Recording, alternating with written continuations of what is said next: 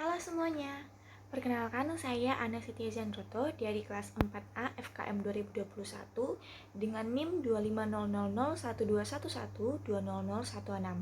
Kali ini saya akan menyampaikan beberapa mitigasi bencana, terkhususnya dalam hal ini yaitu bencana banjir. Langsung aja ya saksikan videonya.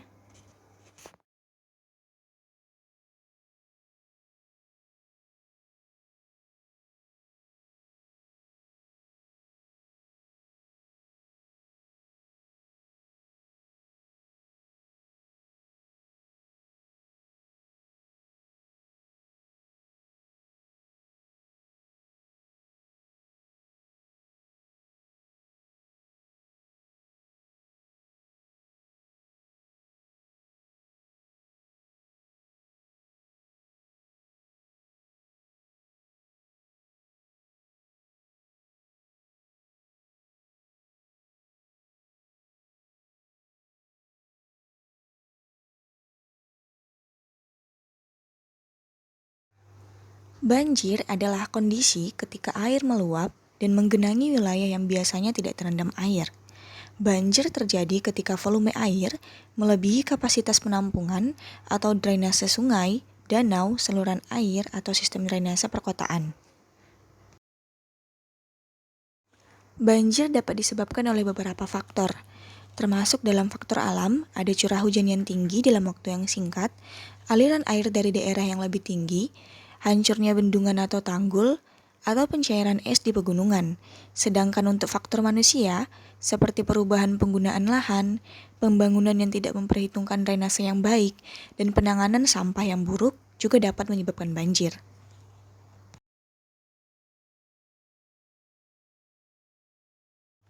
Banjir dapat memiliki dampak serius terhadap. Banjir juga menyebabkan kontaminasi air minum, di mana banjir dapat mencemari sumber air minum, baik sumur, sungai, maupun instalasi air bersih. Ini dapat menyebabkan pasokan air minum yang terkontaminasi dan meningkatkan risiko penyakit terkait air. Selain itu, banjir juga dapat menyebabkan gangguan kebersihan dan sanitasi. Banjir seringkali merusak infrastruktur sanitasi seperti sistem pembuangan limbah, toilet, dan fasilitas air bersih. Hal ini dapat menyebabkan penurunan kebersihan dan sanitasi yang dapat meningkatkan risiko penyakit.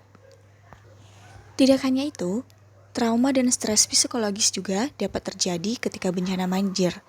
Banjir dapat menyebabkan trauma fisik dan emosional pada korban. Kehilangan rumah, harta benda, dan kehilangan orang yang dicintai dapat menyebabkan stres psikologi yang signifikan. Selain dampak kesehatan, banjir juga dapat menyebabkan dampak sosial. Di antaranya, pertama ada gangguan ekonomi. Banjir dapat menyebabkan kerugian ekonomi yang signifikan.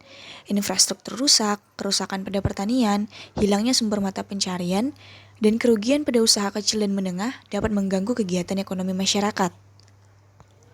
Banjir juga dapat menyebabkan gangguan pendidikan, di mana banjir dapat mengganggu proses pendidikan dengan adanya penutupan sekolah, kerusakan fasilitas pendidikan, kesulitan dalam mengakses pendidikan, dan lainnya.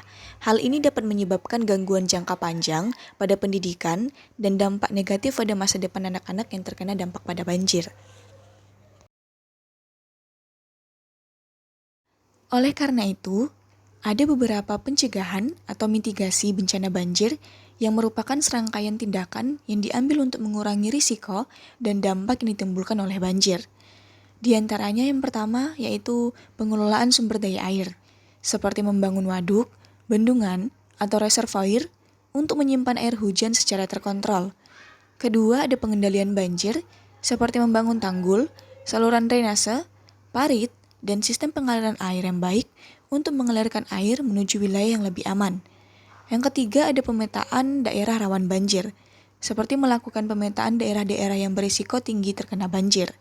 Keempat, peraturan dan kebijakan, seperti menerapkan peraturan yang ketat terkait penggunaan lahan dan pemukiman di daerah rawan banjir, seperti mengatur zonasi wilayah, membatasi pembangunan di daerah yang rentan terhadap banjir, serta menerapkan standar bangunan yang tahan terhadap banjir.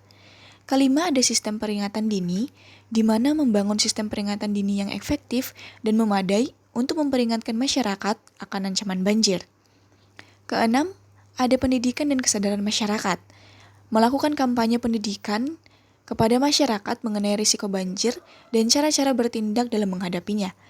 Dan terakhir, ada pengelolaan sungai dan daerah aliran sungai, di mana melakukan pengelolaan yang baik terhadap sungai dan dengan menjaga keberlanjutan ekosistem, menghindari alih fungsi lahan yang merusak, serta melaksanakan kegiatan konservasi tanah dan air.